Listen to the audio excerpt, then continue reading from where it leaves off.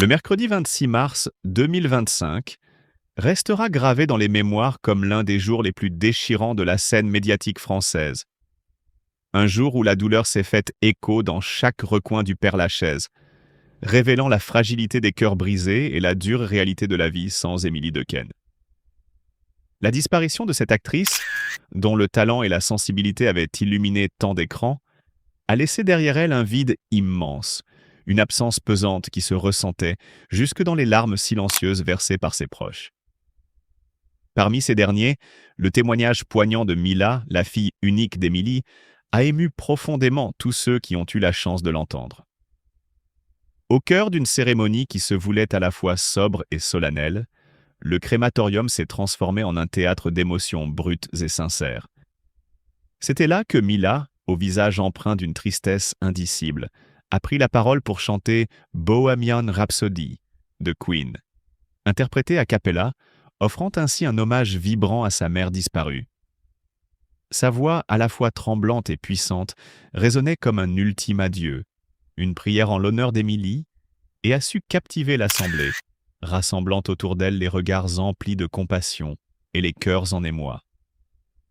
Dans ce cortège funèbre, nombreux étaient les hommages venus saluer le parcours exceptionnel d'Émilie Dequesne. Des figures emblématiques telles que Guillaume Durand avaient tenu à rendre hommage à la défunte, rappelant à tous l'impact considérable qu'elle avait eu sur le paysage médiatique et artistique.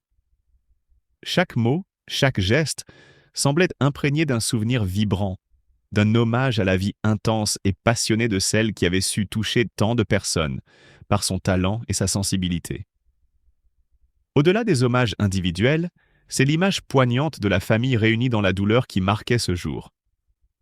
Michel Ferracci, le veuf d'Émilie, se tenait à ses côtés avec une gravité silencieuse, tentant de soutenir la jeune Mila, qui, malgré son âge à peine adulte, devait désormais affronter la terrible réalité d'une perte incommensurable. Aux côtés de Michel se trouvaient également ses deux enfants, Enzo et Maëlle, dont la présence réconfortante témoignait d'une union familiale soudée, même face à la tragédie.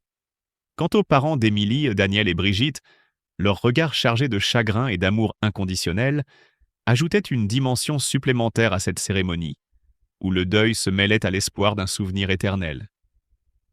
L'atmosphère était lourde, presque irréelle, comme si le temps s'était arrêté pour permettre à chacun de mesurer l'ampleur de la perte.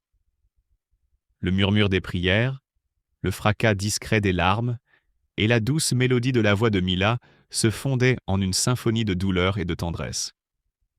Dans cet instant suspendu, la vie et la mort se mêlaient, rappelant à tous la fragilité de l'existence et la force des liens qui nous unissent. Pour moi, ce drame est bien plus qu'un simple adieu à une actrice talentueuse. C'est une leçon de vie, un rappel poignant que même les plus grandes étoiles finissent par s'éteindre, laissant derrière elles un sillage de souvenirs et de regrets. La scène du crématorium, avec Mila qui chante d'un air tantôt brisé, tantôt résolu, restera gravée dans mon esprit comme l'incarnation de cette douleur indescriptible. C'est un moment où chaque silence parle, où chaque regard en dit long sur la peine qui submerge une famille, et où l'amour, bien que meurtri, continue de briller dans l'obscurité.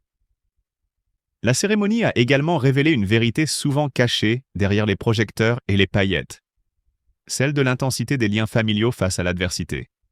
Malgré la tragédie, Michel Ferracci, Enzo, Maëlle, ainsi que Daniel et Brigitte, se sont unis pour porter le deuil d'Émilie, témoignant d'un attachement indéfectible et d'un courage exemplaire.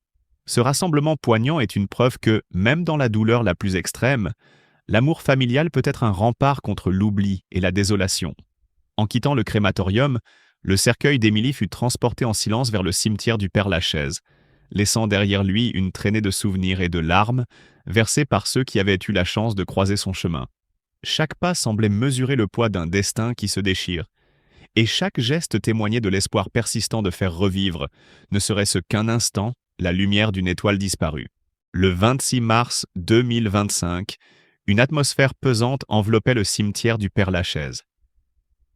Une journée où le chagrin prenait le pas sur toute autre émotion, où le silence n'était brisé que par les sanglots étouffés des proches et des admirateurs d'Émilie Dequesne. Le ciel, couvert d'un voile grisâtre, semblait lui aussi pleurer la disparition de l'actrice tant aimée. Ce jour-là, Mila, la fille unique d'Émilie, et Michel Ferracci, son mari endeuillé, ont fait face à l'une des épreuves les plus douloureuses de leur existence. Leur visage, empreint d'une souffrance indicible, racontait à eux seuls l'immensité de la perte qu'ils subissaient. Les regards baissés, les mains tremblantes, ils avançaient lentement derrière le cercueil d'Émilie, entourés d'une foule endeuillée. Parmi les présents, des visages familiers du monde du cinéma et du spectacle. Emmanuel Béard, Elsa Zilberstein, Arnaud Ducret. Tous avaient fait le déplacement pour rendre un dernier hommage à celle qui avait marqué le cinéma de son talent pur et de son authenticité bouleversante. Ils étaient là, scellés là, silencieux, retenant leurs larmes derrière des lunettes de soleil noir, comme pour masquer la douleur qu'ils partageaient avec la famille de la défunte. L'émotion était à son comble lorsque Mila s'est avancée, prenant une profonde inspiration avant d'entonner, d'une voix tremblante mais déterminée, les premières notes de Bohemian Rhapsody de Queen. Ce choix, loin d'être anodin, témoignait du lien fort qui l'unissait à sa mère, et du besoin viscéral de lui adresser une dernière déclaration d'amour à travers la musique. Les premières paroles ont résonné sous les voûtes du crématorium, et un frisson collectif a parcouru l'assemblée. Mais ce qui frappait encore davantage, c'était la volonté d'Émilie, même après sa mort, de transformer cette tragédie en un acte de solidarité. Avant de succomber à son terrible cancer endocrinien, elle avait exprimé un dernier souhait. Que personne n'apporte de fleurs à ses funérailles, mais que des dons soient faits à l'Institut Gustave Roussy pour soutenir la recherche sur le corticosurénalome, cette maladie rare qui l'avait emporté. Une ultime preuve de sa générosité et de son engagement pour une cause qui lui tenait tant à cœur. Les personnalités présentes, tout comme les anonymes venus rendre hommage, respectèrent ce vœu avec dignité. Au lieu des habituelles gerbes de fleurs, des enveloppes soigneusement glissées dans une urne témoignaient de l'amour et du respect que chacun portait à Émilie. Lorsque le cercueil fut lentement introduit dans le four crématoire, un silence pesant s'abattit sur la salle.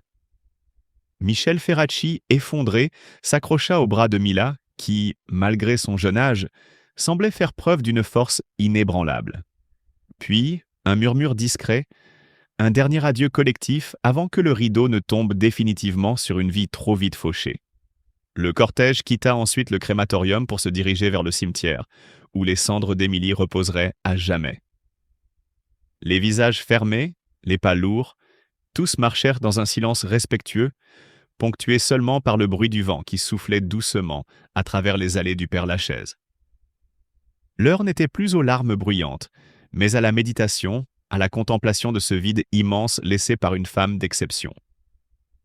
Loin d'être simplement un adieu, cette cérémonie funèbre marquait aussi le début d'un combat que ses proches comptaient poursuivre. Car Émilie Dequesne, même disparue, continuerait d'exister à travers son engagement et l'amour indéfectible que ses proches lui portaient.